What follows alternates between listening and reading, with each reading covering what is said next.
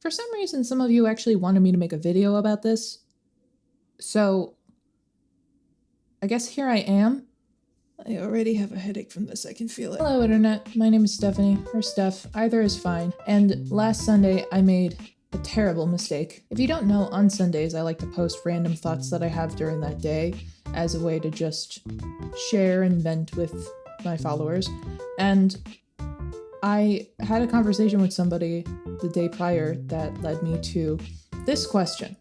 What is the straightest musical and why? Now, I would think nothing would come of this, but a couple of funny responses, but no, there was actually serious debates happening in my DMs. I don't know what I did to have so many people in my DMs about this random nonsense, but here we are. What's really quite fascinating about all of it is that we were able to determine musicals on a sort of Kinsey scale. If you're unfamiliar with the Kinsey scale, it's essentially a scale that determines how gay you are. 0 being completely heterosexual, no gay vibes whatsoever, and 6 being absolutely gay and house down boots. And while I feel like a lot of people would know where 6 is in terms of musical theater world, nobody really had a clear defining thing about what a straight musical was. People thought that it had to be like an offensive show, it had to be like sexist, racist, and misogynistic, and I'm like, that's not what I'm looking for. A straight musical, to me, adheres to these 5 rules. 1. Love is defined as between a man and a woman, or a masculine or feminine person, because we love heteronormativity.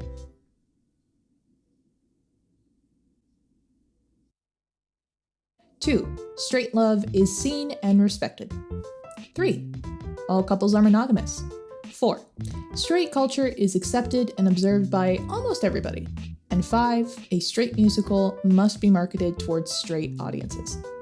If we're looking back at the scale, something that is near 6 would obviously be marketed towards more queer audiences, and something that's a little more towards the middle per se may have queer characters or straight romance involved, but probably doesn't necessarily have straight love at the forefront of the plot.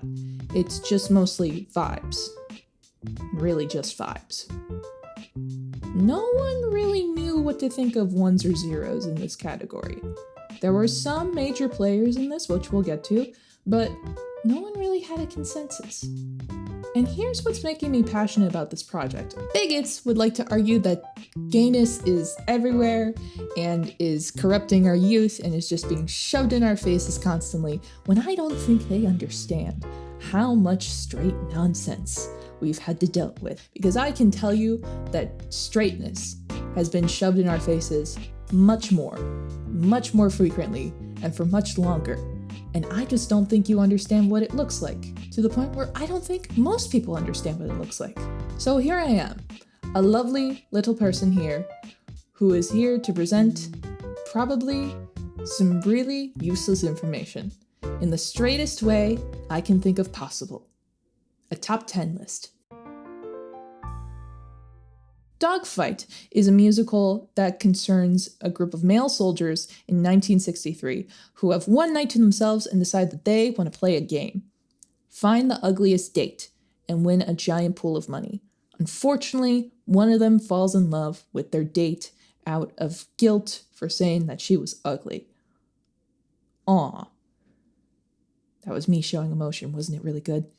This is pretty straight, and you would need straight people to pull off this concept. However, the dates don't necessarily have to be girls. They just have to be ugly. So I'd say it's closer to the bottom here. Waitress is a musical about a dentist. Nope. Waitress is a musical about a dog walker. Nope. Waitress is a waitress. Waitress is a musical about an anarchist who gets pregnant, and said doctor who treats her for the pregnancy falls in love with her, and she in turn falls in love with him, and so on and so forth. On paper, it's a pretty straight show. The production will have you say otherwise. It has a very loose and open-sounding score. The vibes of it feel very open and free, and I'm sure the creators would not mind a queer reimagining of this show. But I think it would take a lot to do so because you have a pregnant main character. And the characters around her are also in the southern part of the United States, where for the most part there are straight people. Not necessarily in all the South, but like if we're thinking about in general, in a small town, there's not a lot of gay people. That being said, I could see some queer reworkings of this show, and again, I don't think anybody would be opposed to it. I mean, last I checked, there isn't really any he, him pronouns in any of the love songs, so you could make the doctor gay if you wanted to. You could make it a lady doctor, because there are, in fact, women doctors. Did you know that? There are doctors who are women. Women are great. Women love women. This is something. Yes. While I don't think the creators would mind a queer reimagining of Waitress in any way, and I think it could be possible with some of the characters, I think it would be a little harder, mainly because of the main character, and the South do be Southin'.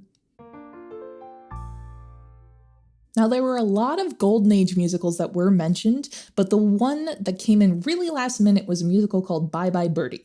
Bye Birdie is a musical about an agent and overall the agency, I guess, that tries to come out of ruin before their major client, a giant pop star, leaves for the military.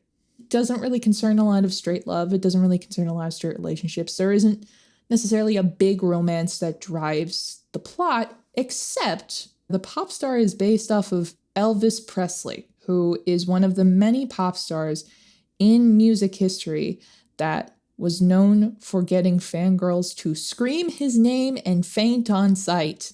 That is a level of straightness and commitment that I am here and that I am looking for.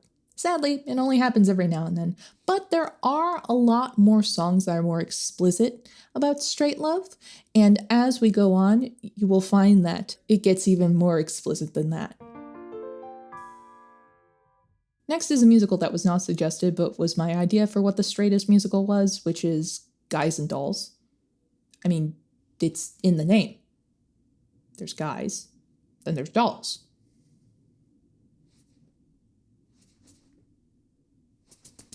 The show follows Nathan Detroit and Sky Masterson when Nathan makes a bet to Sky that he can't get a girl on a date to Havana, Cuba. He says, I can take any girl, just pick a girl. And so Nathan picks the most stern, pious, stubborn, prohibitionist missionary that he lays his eyes on.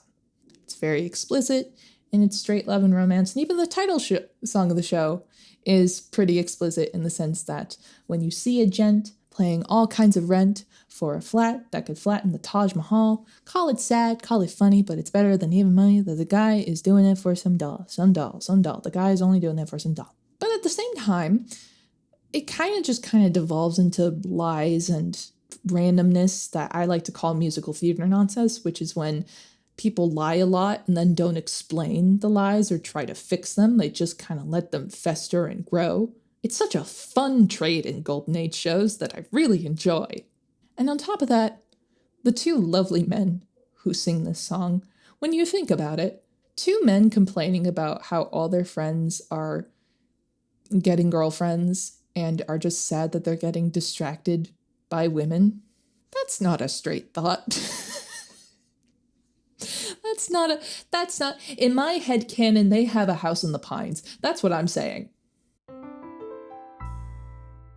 The most suggested show out of all musicals that came up on that Sunday was The Music Man, which, if you don't know what The Music Man is, its plot can basically be summed up by the title. It's the Music Man. He falls in love, he makes all the townsfolk love music, and that's about it. Now, basically, this town is bored senseless, I guess, and can only really think about the fact that this one woman, Marion, is just not with a man. Like, that's literally almost all of what they sing about, to the point where it's high up there. But the thing is, when they do sing about love, it's not explicit enough. I know that's really weird for me to say about The Music Man, but like, besides a couple of songs like My White Knight, Chipoopy, If You Don't Mind Me Saying So, Sadder But Wiser Girl, those songs, very pretty clearly straight. But when it comes to the big love song of the show, and also how Marion herself defines love, it's not explicitly with the other gender, to the point where some people have made the argument that Marion is a lesbian. And I mean, I can understand. When she says goodnight, my someone, she doesn't have a clear vision about who that someone is. And even when it gets to the big, lovey-dovey production number at the very end, she still implies that it doesn't have to be a man. So despite some of y'all's best efforts, I don't think I could call this the straightest show, because Marion is kind of an enigma when it comes to her sexual orientation. But nice effort, I guess. Y'all are gonna get very mad at me for this one, and that's okay. Company is a very straight show. There are so many productions of this show that would have you believe it's not a straight show. From the gender bent, to the musical instruments one, to the weird chicken dance one. There's a lot of productions of Company out there, and it's a very popular show. However, the show on paper is about a man who gets set up by all of his married friends because they don't want him to be alone. That's straight. I cannot tell you how many straight people in my life have tried to set me up, and I don't ask for it. And it's even more explicit than The Music Man, because there are more songs about straight love and straight relationships. And it's even to the point where Bobby, the main character, feels like he cannot function because he does not have the love of a woman in his life. Granted, some people have made interpretations of Bobby as a character that he could be queer in some instances, and also it's ultimately a critique on straight culture and marriage and relationships. It's hard for me to say it. As someone who really truly loves this show, it is a very straight show. And some of y'all need to accept it. The next one was the musical that was brought up in the discussion I had with a colleague, which was The Last 5 Years. The Last 5 Years has two people in its whole show. And they are a couple, they get married, they fall in love with each other, they fall out of love with each other, and they sing about each other constantly. Jamie sings about Kathy using she, her pronouns, and Kathy sings about Jamie using he, him pronouns, and even talks about flings that she had in the past with men. Now, I know of reinterpretations that have been done where they have rewritten the pronouns, but again, it's rewriting the pronouns. And on top of that, the couple still functions as a straight one. They wouldn't necessarily work the same way based off of gender dynamics, if that makes sense. I mean, that's a whole thing with gender politics and stuff like that I am not qualified to talk to. I'm not qualified to talk about half of this. And yet y'all really think I'm smart. And I really do appreciate it, but I'm like, I am dumb gay idiot. But I love you all. Miss Saigon is a show based off of Madame Butterfly that takes place at the tail end of the Vietnam War, and we start off in a brothel in Vietnam where a soldier has an affair with a 17-year-old girl working there. It's very hard to avoid the straightness of this show because the show is essentially entirely about the affair that has taken place. And all of the action of the show cannot move if the affair doesn't happen. It's the inciting incident for all of the stuff that goes on. The engineer can't get to America, the search for Chris doesn't make any sense, and then Kim having a child, and then also having her entire motivation being about finding Chris again and falling in love with him all over again in Act 2, that requires straight love and straight affection. I suppose that you could make some characters queer here and there, but it wouldn't really affect anything in the story. It wouldn't really change anything. There isn't anything it would say about queerness, and I would argue you probably shouldn't with this show, but that is an opinion, not a fact.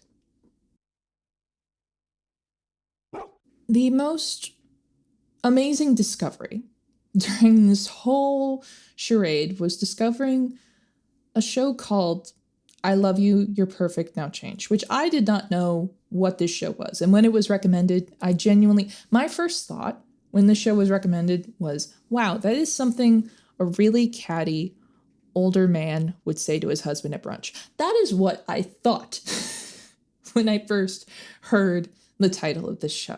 This show starts with a Gregorian-like chant that essentially boils down to God created man and woman to go on crappy dates together and for them to be bound by miserable matrimony to the grave.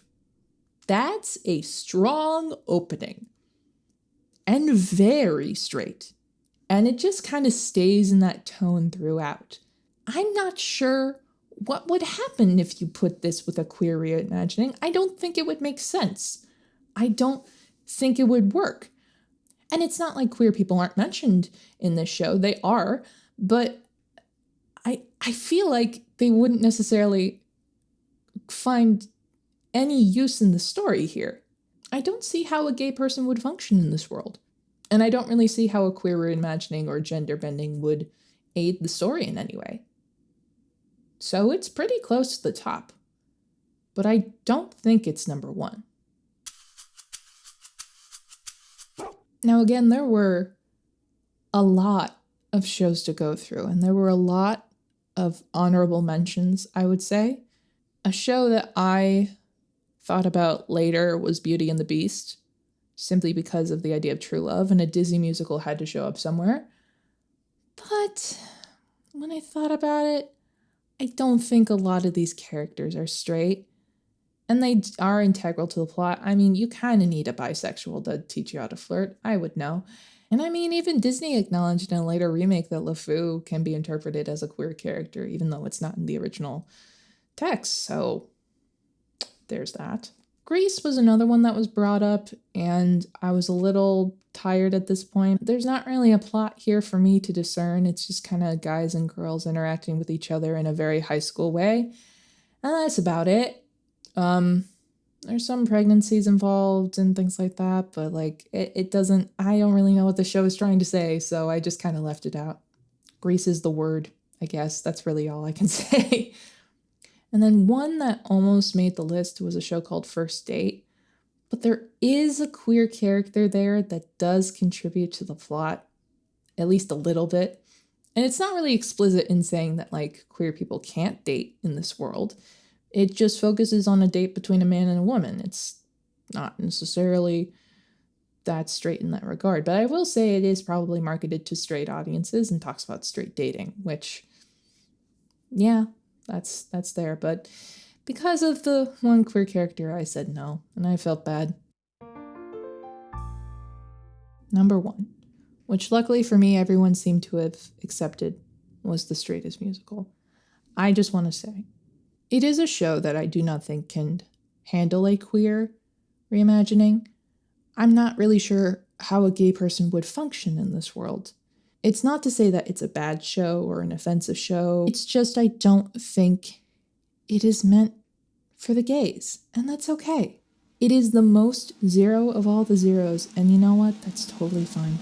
It's South Pacific, a show about a bunch of people stationed during World War II in Hawaii.